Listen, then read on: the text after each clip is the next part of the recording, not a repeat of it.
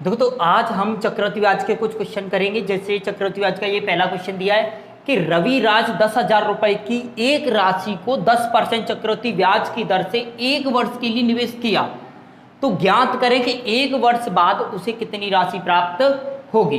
देखो, चक्रवृद्धि ब्याज और साधारण ब्याज एक वर्ष का जो दर है वही का वही रहता है। जैसे पहले वर्ष का दर कितनी है 10%, तो एक वर्ष का ही पूछ रहा है, एक वर्ष की दर कितनी आ जाएगी 10%, यानी 10,000 का 10%, 10,000 का कितना 10%, परसेंट हटाओगे 2 जीरो खत्म, कितना बचा 1,000, यानी 10,000 पे जो ब्याज लगेगा, सादा चक्रवृद्धि ब्याज लगेगा, वो कितना लगेगा 1,000 रुपए हो जाएगा। चलो बताओ अगला क्वेश्चन। जैसे अगला क्वेश्चन है ये कि तुलसीदास 15,000 रुपए की एक राशि को 8% चक्रवृद्धि ब्याज की दर से एक वर्ष के लिए निवेश करता है, तो ज्ञात करें कि एक वर्ष बाद उसे कितनी राशि प्राप्त होगी। एक वर्ष बाद उसे कितनी राशि प्राप्त होगी।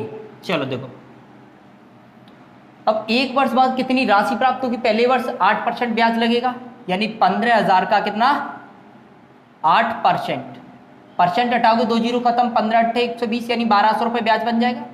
ब्याज कितना बन जाएगा 1,200 रुपये, और 15,000 की मूल राशि 15,000 प्लस 1,200 रुपये कितना हो जाएगा 16,200 रुपये, यानी उसको जो ब्याज सहित जो राशि देनी होगी वो कितनी राशि देनी होगी 16,200 रुपये।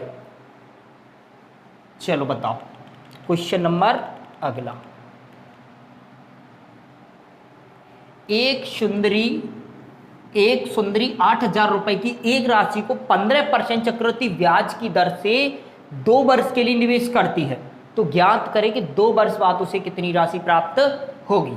देखो 15% था, एक तरीका है, इसके बहुत सारे तरीके, जो सिंपल तरीका है मैं केवल वही बताऊंगा। 15% की जो फ्रैक्शन वैल्यू वो कितनी होती है, 15% की जो फ्रैक्शन वैल्यू होती है वो कितनी होती है 3/20, यानी 20 अगर राशि हो तो 20 पे 3 का ब्याज लग के एक साल में ये राशि हो जाएगी कितनी 23, कितनी हो जाएगी 23। अब जो बताओ एक 2 वर्ष का दिया है, तो 2 वर्ष का दिया दोनों तरफ स्क्वायर कर लो, 2 वर्ष का दिया दोनों तरफ स्क्वायर कर लो, ये कितना हो जाएगा 20 का स्क्वायर 400, 23 का स्क्वायर 529, 23 का स्क्वायर 529, यानी 400 यूनिट बराबर दिया है 8,000 रुपए। कितना दिया 8,000, 2 जीरो से 2 जीरो, 4 से इसको काटो 20, 1 यूनिट बराबर कितना आ जाएगा 20 रुपए। उसके बाद कितनी राशि प्राप्त होगी, यानी 529, 1 यूनिट की वैल्यू 20, तो 529 यूनिट की वैल्यू कितनी आ जाएगी 1,058,10, यानी 10,580 रुपए। कितनी राशि प्राप्त हो जाएगी उसको 10,580 रुपए।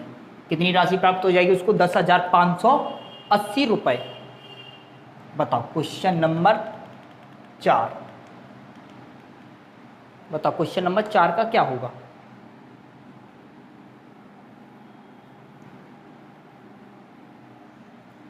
कल्लो 16,000 रुपए की एक राशि को 10% चक्रवृद्धि ब्याज की दर से 3 वर्ष के लिए निवेश करती है, तो 3 वर्ष बाद उसे कितनी राशि प्राप्त होगी। देखो 10% की फ्रैक्शन वैल्यू कितनी होती है 1/10, यानी 10 की राशि कितनी हो जाएगी 11, 10 की राशि कितनी हो जाएगी 11। 3 वर्ष का दे रहा है क्यूब कर लो, 3 वर्ष का दे रहा है क्या कर लो क्यूब, यानी ये 10 का क्यूब 1,000, 11 का क्यूब 1,331, 11 का क्यूब कितना हो जाएगा 1,331। बताओ 1,000 यूनिट बराबर कितना दिया 16,000, यानी 1 यूनिट की वैल्यू कितनी आ जाएगी 16, 1 यूनिट की वैल्यू कितनी आ जाएगी 16। अपन क्वेश्चन में क्या पूछा 3 वर्ष बाद उसे कितनी राशि प्राप्त होगी, यानी 1,331 यूनिट बराबर 1,331 इंटू 16 मल्टीप्लाई करो, 16 1 16, 16 × 48 1 49, 16 × 48, 48 और 4 53 का 3, 16 1 16, 16 × 48, 48 और 1 49 हासिल 4, 16 × 48, 48 और 4 52, 52 का 2 हासिल 5, 16 5 21, 21,296। कितना आ जाएगा 21,296 हो जाएगा। कोई दिक्कत। बताओ क्वेश्चन नंबर 5, बताओ। देखो क्वेश्चन नंबर 5 में क्या बोला है कि कालिया ने 32,000 रुपए की एक राशि 12.5% चक्रवृद्धि ब्याज की दर से 1 वर्ष 4 माह के लिए निवेश करता है, तो 1 वर्ष 4 माह का चक्रवृद्धि ब्याज क्या होगा, यानी 1 वर्ष से ऊपर जा रहा है 2 वर्ष का निकालो सीधा, यानी 12.5% की जो फ्रैक्शन वैल्यू होगी वो कितनी होगी 1/8। 2 वर्ष के लिए इसका स्क्वायर कर लो, 8 का स्क्वायर 64, यानी टोटल राशि कितनी मान लो 64। तो पहले वर्ष 1/8 देगा, 1/8 यानी इसका 8 यूनिट। अगले वर्ष इस पे 1/8 देगा यानी 8 यूनिट, इसका 1/8 देगा कितना 1। यानी पहले वर्ष जो ब्याज बन रहा है वो 8 बन रहा है, अगले वर्ष कितना बन रहा है 8 और 1 9। अच्छा 4 माह को अगर वर्ष में चेंज करना है तो कितना आ जाएगा 1/3, यानी ये पूरा वर्ष नहीं है, इसका कितना 1/3, कितना ब्याज बनेगा 3। 8 और 3 11 यूनिट ब्याज बनेगा या नहीं बनेगा बताओ। अब जो बताओ 64 यूनिट माना था तो 64 यूनिट बराबर कितना दिया 32,000।